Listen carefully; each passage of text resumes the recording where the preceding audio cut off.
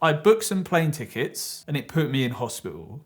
My name's Jake and I've got ulcerative colitis. What happened, right, was my cousin was getting married and he invited me, so I said yes. And then I kind of forgot about it for ages. You know, I just put it to the back of my mind because it was months and months away. And then suddenly it wasn't months away. So I was like, I've got to book these plane tickets. I just got so stressed out about it and I booked it all and I booked the hotel and it was really freaking me out because it cost so much money. My girlfriend was really stressed out at the time.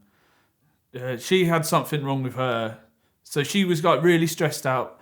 So I was getting stressed out, she was getting stressed out. And then we sort of like, everyone made us more stressed out. And then once I'd booked everything, she was crying, which made me really stressed out. So I was shaking with stress, and then she was really upset. And we booked this thing, and I was like, this isn't how you're supposed to feel after booking a holiday. A week passed. So this is where things get a bit graphic.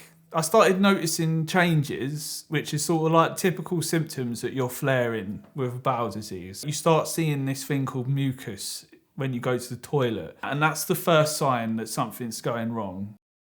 Sometimes you can sort of forget that you've got a bowel disease and you think, I just got to go to the toilet loads. I must have just like a bug or something. But then you start going and you get pain and you realise this isn't just nothing. It's your bowel disease.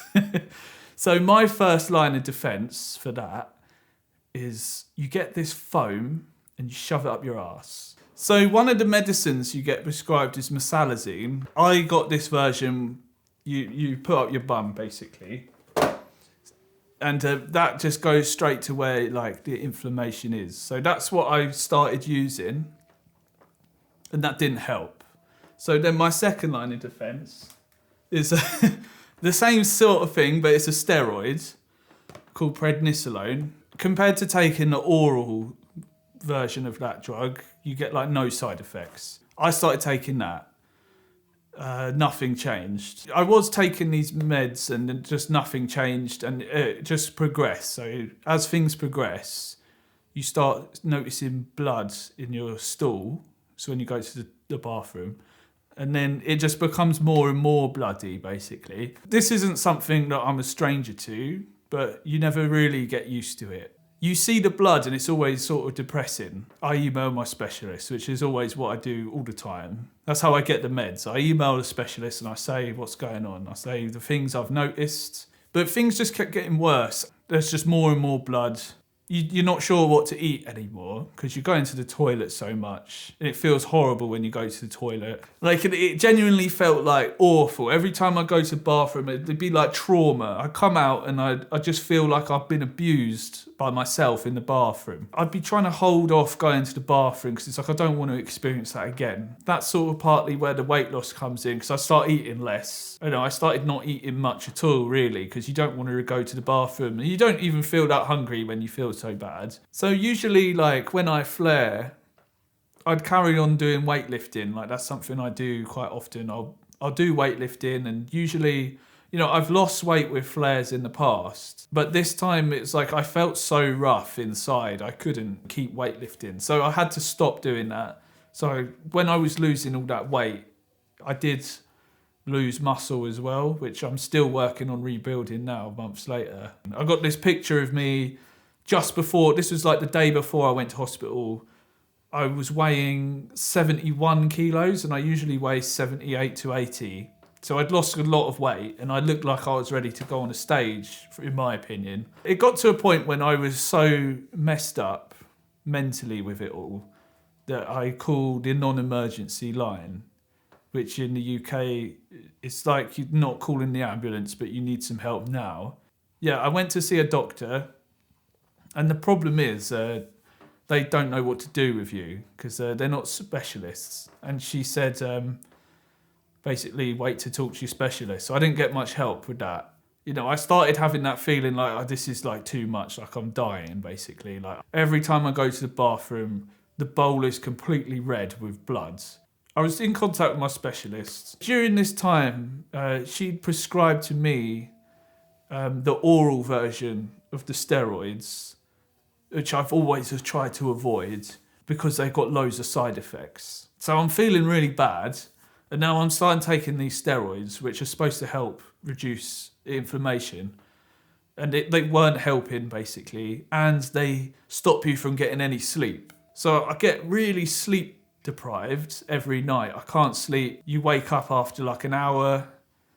I was just getting so tired, and I felt awful basically. So my specialist during this time told me to do a stool sample, which is, I always feel really degrading about that, because you basically have to give the hospital a little sample of your stool.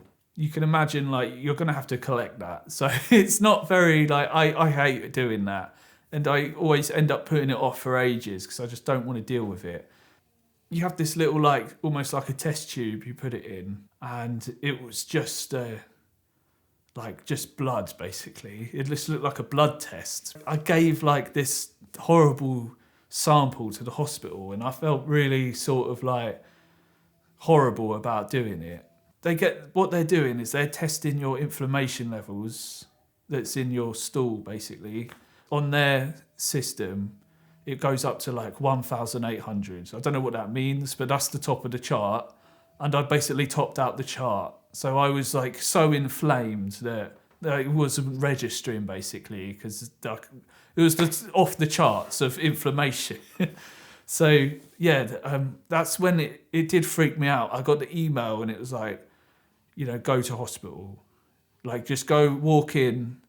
There was this, it's not A&E. It was like, it's called something else. It's right next to A&E, but it's where you go and you just admit yourself. So that's when I had to just basically I had to just pack my things and go to hospital basically. If I didn't go to hospital, like I don't know I don't know what would have happened, because going to hospital led to the meds that I'm on now. I could have got worse. I don't know, but things weren't looking that good. So I probably needed to go. I did need to go to hospital. But yeah, that's how I ended up in hospital. It just you get like this stressful event, and it seems, from my experience, it seems like it affects your body like a week later. You start noticing things. And for anyone, you might get like problems with the gut from being really stressed. And then like that just gets worse and worse for me. And then it never gets better, and you have to take medication to stop it. That was my journey into hospital. And I'm going to talk to you about my time in hospital, but you'll have to watch the next video. Thank you for listening to my story about going to hospital. If you've got any questions, or you want to hear more about any of the topics I brought up, or you want to bring up something else and ask me something about that, then feel free to leave a comment below, and I'll see you in the next video.